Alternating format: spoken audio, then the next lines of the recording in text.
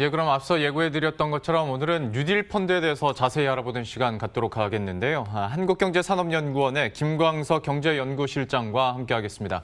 어서 오십시오. 네, 안녕하세요. 안녕하세요. 뉴딜 펀드에 대해서 얘기하기 전에 그 네. 시장에서 좀 관심이 많은 굵직한 두 가지 이슈만 짧게 좀 여쭤보도록 하겠습니다. 네. 먼저 미국 증시, 기술주를 중심으로 해서 네. 버블에 대한 우려감들, 네. 한창 연이어서 급락하다가 반등을 해서 네. 좀 더 지켜봐야 되나 싶었는데 다시 조정을 받다 보니까 역시나 또 걱정거리가 좀 늘어납니다. 어떻게 네. 평가하고 계세요? 네, 이 기술주들의 주가의 상승세, 이것은 뭐 한동안 2020년의 주가를 이끌었다 이렇게 평가가 내려지고 있는데요. 네. 이런 표현을 주로 이제 미nsky 모멘트라는 표현을 가지고 얘기를 합니다. 한동안 상승세를 계속 유지하다가 일시적인 어떤 조정을 이루고 그 이후에 다시 중장기적인 상승세를 유지하는 네. 그런 흐름을 이제 가져가는 것을 표현하는 그런 용어인데요. 근데 지금 이렇게 기술주들의 상승세는 사실 정말 말 그대로 이익이 그대로 반영된 것이라고 볼 수는 없잖아요. 네. 그러니까 다시 말하면 주로 이런 기술주들의 고평가 여부를 많이 평가하는 잣대 중에 하나가 이제 펄잖아요. 네. 펄을 기준으로 보면 버블이 정말 심했을 때 주로 우리 닷컴 버블과 많이 비교를 하는데요. 닷컴 버블 때 이런 주요 기술주들의 퍼가 약 50배 정도 있었습니다. 근데 올해 지금 시점으로 한 50배 가깝게 왔었죠. 한 45배 뭐 네. 정도까지 왔었습니다. 그러니까 말 그대로 버블이 커졌었던 것이고요. 그런 미래 유망한 산업을 이끄는 그런 기업들에 대한 기대가 반영돼서 주가가 꾸준히 올라왔었던 것인데 민스키 모멘트와 같은 그런 성격으로서 일시적인 조정을 맞이하는 것으로 보여지고요. 중장기적으로 이런 기술주들이 전체 산업을 이끌어가는 그런 산업의 패러다임은 뭐 변화할 리가 없습니다. 그렇죠? 그렇기 때문에 이런 디지털 기술 기업들 그리고 이런 그린 테크놀로지를 갖고 있는 이런 기업들 수소나 전기차나 다 마찬가지죠. 그런 방향으로 갈 것이기 때문에 일시적인 조정 이후에 또 중장기적인 어떤 랠리를 가져가기 위한 그런 행보가 아닌가 저는 개인적으로 그렇게 판단하고 있습니다. 예, 기술주에 대한 그리고 미국 증시 전반에 대한 판단을 들어봤고요. 또 한 가지 큰 축인 바이오주에 대해서 어제도 저희가 이 시간에 잠깐 다루긴 했었는데 아스트라제네카의 임상 중단 소식에 대해서 네. 이걸 좀 어떻게 읽어야 될지 왜냐하면 네. 또 한편으로 봤을 때는 백신이나 치료제가 만들어지고 있는 그 과도기적 시점에서 나올 수 있는 현상이라고도 볼 수 있을 것 같거든요. 좀 네. 어떻게 평가하세요? 예, 저도 그런 의학 혹은 보건 이쪽 분야의 전문가가 아니지만 이런 현상들을 꾸준히 이렇게 들여다보면 임상 실험이 뭐 1차, 2차, 3차 그런 과정에서 원래 무산될 수도 있고 그렇죠. 일시 중단될 수도 있고 예. 그러면 다시 재개될 수도 있고 이런 과정이 있지 않겠습니까? 네. 그리고 임상 실험 3차를 진행하는 여러 글로벌 기업들이 있는데 그중에 하나의 기업에서 임상 실험이 일시 중단됐다는 소식이 있기 때문에 당연히 투자자 입장에서는 불확실성을 줄 겁니다. 굉장히 불안하고 바이오주 정말 투자해도 될까 하는 그런 의구심을 만들고 불안감을 조성하고 정말 백신 개발 될까 어떤 경우에는 백신이 개발되는데 60년 걸렸다는데 정말 이게 과연 가능할까 이런 불안감을 많이 주기 때문에 주가 조정에는 당연히 영향을 미칠 수 있겠다. 예. 그러나 지금 이야기 나눈 아스트라제네카 외에도 다른 이제 백신 개발 바이오 기업들이 있고 그리고 이것이 일시 중단이고 여러 사례 중에 단일 사건에 불과한 것이기 때문에 그래도 우려감보다는 그 부분에 대한 기대감을 갖고 투자 의사결정을 하는 것이 어떨까 이렇게 생각하고 있습니다. 사실 바이오주에 대해서는 여전히 기대감으로 투자를 하는 거고 백신이나 치료제가 나와서 투자를 시작한 게 아니잖아요. 그렇죠. 예, 나오기 예. 전부터 이런 기대감이 있었고 때문에 네. 이런 뉴스들에 대해서도 글쎄요. 물론 뭐 잘 반응을 해야겠지만 너무 민감하게 반응하는 것도 네. 글쎄요. 그렇게 투자에 있어서는 큰 도움은 안 될 것 같다라는 생각도 좀 해봅니다. 정확히 지적을 해주신 것 같습니다. 지금 두 가지 주제를 잠깐 이야기를 나눴는데 예. 이런 기술주의 특성, 바이오주의 특성 자체가 미래에 투자하는 것이고 네. 변화에 투자하는 것이고 그런 기대감에 투자하는 것이지 지금 당장 이익을 내고 있기 때문에 투자하는 것이 아니거든요. 네. 그러나 이런 임상실험 중단의 소식이 찬물이 되긴 하지만 중장기적으로 이 백신 개발에 대한 기대 이런 것들은 계속 반영될 것이지 않을까 이렇게 생각하고 있습니다. 예. 미국 기술주와 그리고 바이오주 얘기를 했는데 이거는 우리나라 시장에서도 그대로 좀 대입을 시켜볼 수 있는 인사이트인 것 같고요. 그러면 본격적으로 그 한국판 뉴딜과 그 여기서 파생된 뉴딜 펀드에 대해서 이야기 나눠보도록 하겠습니다. 뉴딜 펀드 발표된 이후에 워낙 기사도 많이 났고 네. 주요 내용들 그러면 이거는 그냥 간단하게 짚고 그러시죠. 그 네. 다음 얘기로 넘어가도록 하겠습니다. 네, 좀 네. 설명을 해주시죠.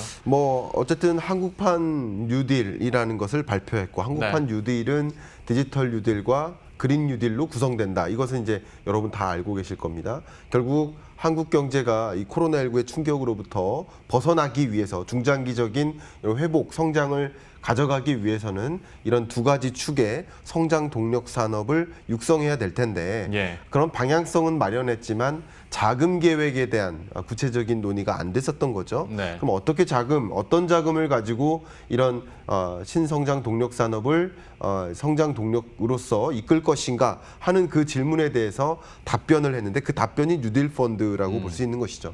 근데 이 뉴딜 펀드의 조성 방안은 크게 세 가지 축으로 구성되어 있다. 하나가 정책형 뉴딜, 네. 그리고 민간 인프라, 민간 뉴딜 인프라. 세 번째가 민간 뉴딜 펀드. 그리고 두 번째가 아까 말씀드렸던 게 바로 민간 인프라 투자죠. 뉴딜 인프라. 이런 세 가지 축에 걸쳐서 이 여러 자금을 한국판 뉴딜 정책을 실행해 나가기 위한 자금 마련을 단행하겠다 하는 그런 계획이라고 볼 수 있겠죠. 예. 자, 여기서 그러니까 정부의 재원과 그리고 뉴딜 펀드로 만들어진 이 자금을 통해서 한국판 뉴딜 사업을 추진하겠다라는 건데 사실 지금 시중에 풀린 유동성 같은 경우에 딱 두 곳으로 향하고 있지 않습니까? 부동산 시장 아니면 네. 주식 시장인데 네. 부동산 시장은 좀 차치하고서라도 네. 주식 시장에서도 물론 기업으로 돈이 들어간다지만 네, 주식 네. 투자를 하면 네. 지금 성격은 사실 어떤 장기적으로 기업을 산다라는 느낌보다는 네. 굉장히 단기적인 자금이잖아요. 그렇죠. 근데 뉴딜 펀드는 어쨌거나 뭐 인프라 같은 경우에는 5년에서 10년 보고 하는 투자이기 때문에 네. 장기적으로 좀 생산적인 유동성 변화로 이끌어줄 수 있을까에 대해서는 좀 어떻게 평가하고 계세요? 네, 그 부분에 대한 관심이 가장 집중되는 영역이라고 볼 수 있겠죠.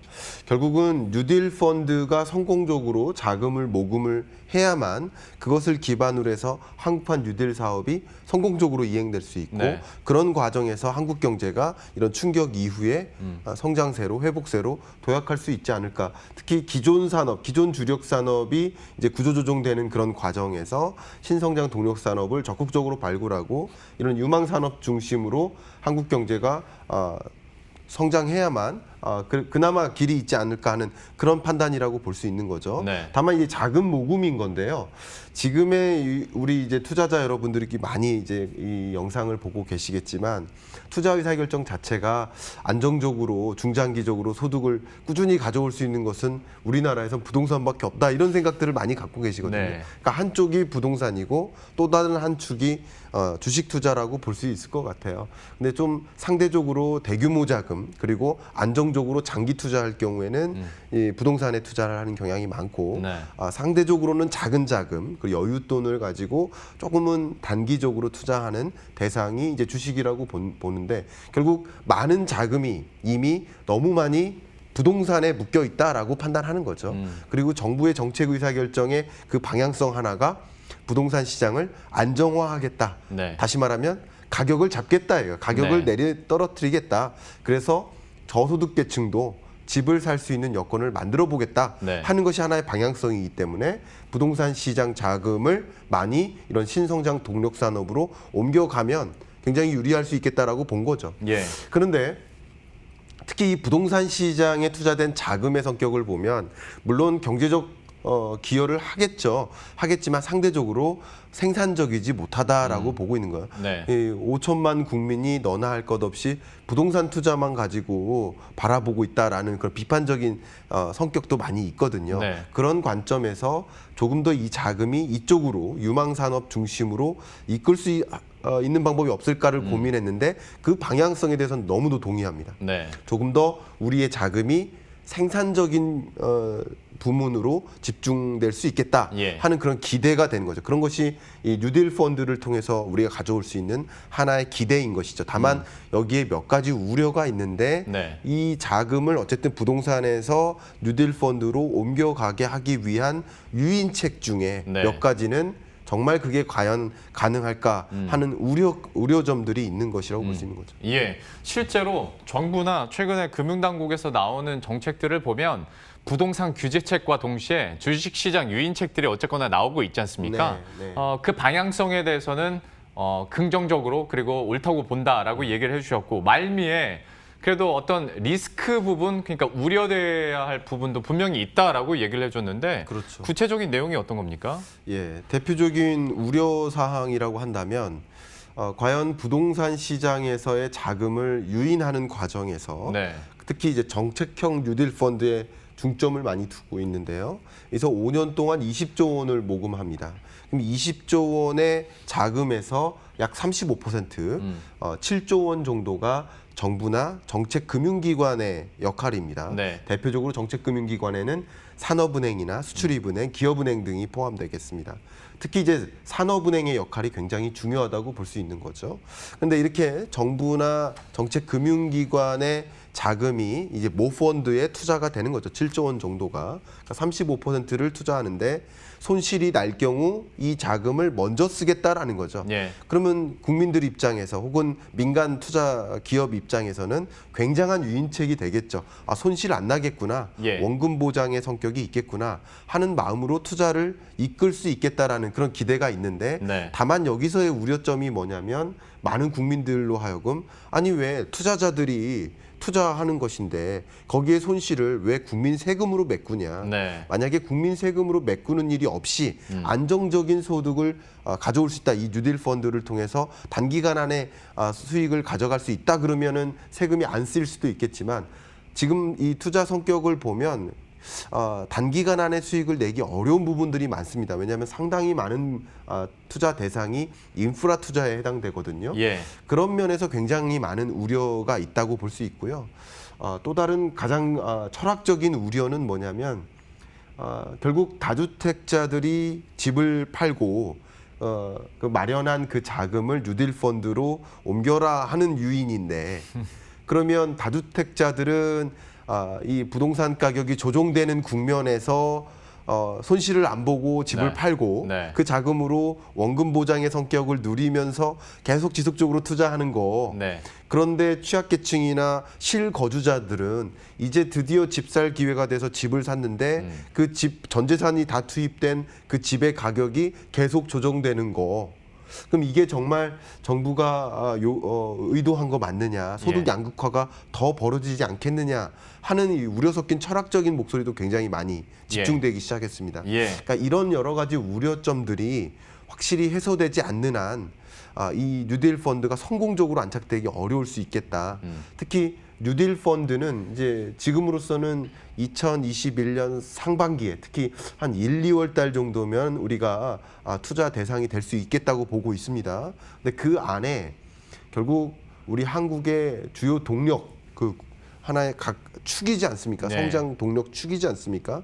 그러기 위한 자금 마련 방법이기 때문에 말 그대로 이런 우려를 불식시키기 위한 시스템도 같이 강구를 해야 되고 불식시키기 위한 합의 절차를 많이 가져야 되겠다. 국민적 합의 절차를 많이 가지면서 성공적인 뉴딜 펀드 안착이 돼야 되겠다 하는 생각을 하고 있습니다. 우려 요인 말씀해 주신 것 중에 세 번째 같은 경우는 굉장히 원초적인 고민거리네요. 그러니까 태생적으로 그런 리스크를 당연히 가질 수밖에 없고 네.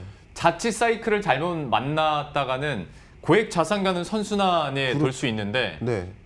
실수요자 서민층은 악순환에 빠질 수도 있는 그렇죠. 예, 그런 상황일 수도 있겠고 그리고 또 무엇보다 장기 투자가 필요한 뉴딜 펀드 성격이기 때문에 이것도 간과해서는 안 될 것 같습니다. 그리고 네. 두 번째로 말씀해 주셨던 게 그 원금 보장과 관련된 일이었는데 네. 사실 좀 말미에 뒤쪽에서 질문을 드릴까 했는데 얘기 나온 김에 제가 추가로 질문을 드려보자면 네. 그러니까 정부가 후순위로 발행을 해서 만약에 네. 35% 이내까지는 우리가 보장을 해줄게. 네. 그래서 나온 굉장히 새로운 표현이 사실상 원금 보장. 네. 사전적은 아니지만 사후적인 원금 보장 성격의 네. 상품이다. 네. 이거 증권업계나 그 투자업계에서는 예. 굉장히 이 표현을 싫어하더라고요. 그렇죠. 네. 우리는 처음 들어보는 말이다. 우리는 안 네. 되게 해놓고 네. 정부가 이런 얘기 해도 되냐라고는 하던데 네. 좀 어떻게 보십니까? 네, 저도 그런 부분에 대해서 너무 시장의 어떤 균형을 무너뜨리는 그런 제도적 성격이지 않나 하는 걱정이 됩니다. 네. 특히 이제 홍콩을 비롯한 주요 외신들을 보면 외신들이 평가하기를 어떻게 이런 자본주의 국가가 있을까 하는 판단도 하기도 합니다. 그런 면에서 왜냐하면 기존의 이 펀드를 기반으로 해서 사업을 영위하는 수많은 금융사들이 있는데 예. 이 금융사들보다 훨씬 경쟁력이 있는 정책금융이 투입이 되는 펀드이지 않겠습니까? 예. 그러면 이제 걱정되는 것은 뭐냐면 많은 자금이 이쪽으로 몰림에 따라서 물론 이런 뉴딜 펀드 자금을 통해서 성장 동력 산업을 적극적으로 개척하고 가져가는 거 맞겠지만 이쪽으로 자금이 몰리는 과정에서 우려되는 또 한 가지가 바로 그겁니다. 뭐냐면 그 밖에 나머지 펀드는 그리고 그 밖에 나머지 산업은 이라는 퀘스천 마크가 드는 거예요. 네. 그 생각했던 거 이상으로 빠른 자금 이동 속도가 나타나게 될 것이라고 보고 있는데 지금 이대로라면 자금이 이동하는 과정에서 기존의 다른 펀드와 또 다른 여러 산업에 걸쳐서는 자금을 마련하기가 더 어려워지고 구조조정이 일어난다 해도 연착륙이 아닌 경착륙으로 전개될 가능성이 있다. 그러니까 네. 우당탕탕 쓰러지는 거죠. 예. 자금난에 허덕이게 되고요. 결국 이런 문제는 어떡하냐라는 이제 투자 대상의 성격에서의 우려점이 있는 것이고 예. 앞에 제가 지적했던 것은 투자 대상이 아니라 투자자에 대한 대상인 거예요. 왜냐하면 네. 이 투자자들이 어떤 성격을 갖고 있습니까? 주로 대기업이나 아니면 고자산가들의 네. 투자가 많이 들어갈 것이라고 보고 있거든요. 결국 이들에게 원금 보장의 성격의 자금을 투자 대상을 마련해주고 그리고 안정적인 이 수익을 가져갈 수 있게 해준다면 그게 정말 바람직한 구조인가 하는 근본적인 질의부터 답변이 충분히 이루어져야 됩니다. 그러니까 이런 과제가 해결되지 않으면 지금부터 삐걱거리는 이 뉴딜 펀드가 아예 성공적으로 안착되기 어려울 수 있습니다. 우리 전례가 있지 않습니까? 관제 펀드의 전례. 네. 그런 전례를 답습하지 않도록 하기 위한 그 몇 가지 이런 우려 사항들 이미 많이 제시가 됐기 때문에 그런 것들을 충분히 보완할 수 있는 제도적 장치를 마련해야만 이게 성공적으로 뉴딜 펀드 투자가 가능해질 수 있지 않을까 하는 생각입니다. 예. 사실 지난해부터 올해까지 어떤 금융권에서 불안전 판매에 대한 리스크들이 많았지 않습니까? 하다 네. 보니까 투자자 입장에서는 거기에 좀 민감하게 당연히 반응을 할 수밖에 없고 금융위원장이 직접 얘기를 한 거니까 뭐 이게 불안전 판매가 되겠습니까마는 네. 그래도 어떤 구조적인 문제와 또 이렇게 하다 보면 원금 보장해주는 펀드가 있는데 다른 펀드 들 필요가 뭐가 있어? 라는 생각이 들다 보면 쏠림 현상이 일어날 수도 있다라는 네. 부분을 지적해 줬습니다. 물론 그 돈을 다 포함할 정도로 20조라는 게 뭐 크다면 크지만 그렇게 막 넉넉하다고 보기는 또 쉽지 않은 자금의 규모라 이건 한번 봐야 될 것 같고 우리가 너무 좀 암울한 얘기만 한 것 같아서 네. 좋은 쪽 얘기도 해보도록 하겠습니다. 네. 근데 이것도 좀 감론을박이 있습니다. 예상 투자 수익률을 네. 어떻게 봐야 되는 것인가? 네. 여기에 대해서 어떻게 평가하세요? 저는 뭐 개인적으로 예상 수익률을 한 3에서 5% 사이로 네. 생각을 하고 있습니다. 근데 지금 현실적으로 예. 2% 후반이 최선 아니겠냐라는 말은 있는데 네. 근데 이제 정부가 지금 제시한 이 가이드라인과 정책 자금이 투입된 것들과 그리고 이미 KRX에서 발표한 그 뉴딜 펀드 그 지수상에 네. 들어간 편입된 기업들의 구조를 보면 어차피 우리나라 사람들이 투자자들이 많이 투자하고 있는 대상이에요. 그리고 이 거시경제적인 측면, 지금 계속 미시적으로만 봤지만 거시경제적인 측면에서 보면 2020년이 어쨌든 경기 저점이라고 볼 수 있고 그리고 2021년부터는 뭐 우리가 체감할 만큼의 반등은 아닙니다만 어쨌든 숫자적인 반등은 이어집니다. 네. 왜냐하면 2020년 너무 저점이었기 때문에 그거보다는 나은 흐름, 이제 회복 국면을 맞이한다. 물론 코로나19 사태가 재발하거나 21년 내내 또 확산하면 또 다른 얘기지만 지금으로서는 그런 전제하에 코로나19가 올해 안에는 안정화되는 것으로 전제했을 때 2021년에는 기대하는 바들이 굉장히 많습니다. 그런 측면에서 봤을 때 이 전반적인 경제 성장률, 세계 경제 성장률, 한국 경제 성장률 그리고 이런 성장률을 상회하는 뉴딜 펀드의 수익률 요 정도를 가져가지 않을까 하는 생각인 거고 거기에 정책금융까지 들어갔기 때문에 생각했던 것보다 한 3% 이상의 3% 초반이라고 볼 수 있겠죠. 그런 수준의 안정적인 수익률을 내지 않을까 하는 생각입니다. 예, 어떤 논란이 됐었던 원금 보장 성격의 내용들 그리고 리스크 요인들을 함께 살펴봤는데요. 좀 시간을 이쪽으로 많이 할애하긴 했습니다. 다만 K 뉴딜 지수나 뉴딜 펀드가 좀 잘 됐으면 하는 마음에 저희가 이렇게 얘기를 저도 하는 잘 거고. 됐으면 합니다. 예. 예. 마지막으로 그러면 어떤 지금 뉴딜 펀드 뭐 세제 지원도 나오고 자금을 어떻게 모을지 어떤 유인책을 가져갈지 얘기들은 좀 나왔는데 네. 마지막으로 좀 추가 보완점이 있다면 좀 재현 마지막으로 해주시죠. 예. 추가 보완점 중에는 아까 제가 지적했던 우려 사항들에 대한 겁니다. 다. 네. 결국 우려 사항들에 대해서 이 보완점이 마련될 텐데 이 뉴딜 펀드도 있지만 뉴딜 펀드로 자금을 모금하는 것도 있지만 그밖에 다른 산업에 대한 투자 의사 결정이 계속 지속될 수 있도록 하는 또 다른 하나의 한 축의 이 고민도 같이 가져가겠다. 네. 왜냐하면 한국 경제 정책이지 디지털 그린 산업 정책이면 안 되는 거죠. 네. 전체 경제를 부양시켜야 되기 때문에 그런 측면에서의 보완책이 분명히 필요할 것이고 투자 대상 관점에서도 저소득층 혹은 취약계층 실거주자가 집 가격이 떨어지는 마당에 집을 소유하게 이끄는 그런 것은 또 문제가 될 수 있거든요. 네. 집 샀더니 이제 기사가 계속 날 겁니다. 집 산 실거주자 계속 집가 떨어져. 이러면 또 다른 문제가 되는 거거든요. 그런 관점에서 소위 고자산가가 아닌 계층에게도 이 뉴딜 펀드에 투자할 수 있는 기회를 적극적으로 상품들을 마련하는 것들도 굉장히 중요하겠고 전체 우리 경제가 가져가는 전체 효용을 다른 전체가 또 공유할 수 있는 시스템도 마련돼야 됩니다. 왜냐하면 결국 이 정책형 뉴딜 펀드에 공적 자금이 투입돼서 투자자의 수익성을 보장하기 위한 노력이기 때문에 거기로만 다 쓰이면 안 되고 사실 한국판 뉴딜 사업이 한국 경제 정책이기 때문에 경제 성장의 어떤 경로 속에서 나올 수 있는 전체적인 효용이 뭐 다른 세금을 내는 국민에게도 돌아가야 된다. 이런 시스템을 같이 마련해야 되겠다는 생각을 하고 있습니다. 예. 참 실장님과 이런 부분 얘기하다 보니까 뉴딜 펀드가 가지고 있는 어떤 의미나 뭐 책임, 역할이 더 크게 좀 다가오는 것 같습니다. 네. 좀 저희들도 잘 되기를 한번 기대를 해보도록 하겠고요. 오늘은 이 정도로 마무리 짓도록 하겠습니다.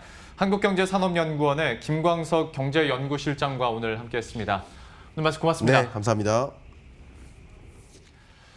예, 그럼 저희도 여기서 인사드리도록 하겠습니다. 식사 맛있게 하시고요. 저희들은 다음 주 월요일 이 시간에 또 새로운 소식과 전략들 들고 다시 찾아뵙도록 하겠습니다. 시청해주신 여러분 고맙습니다.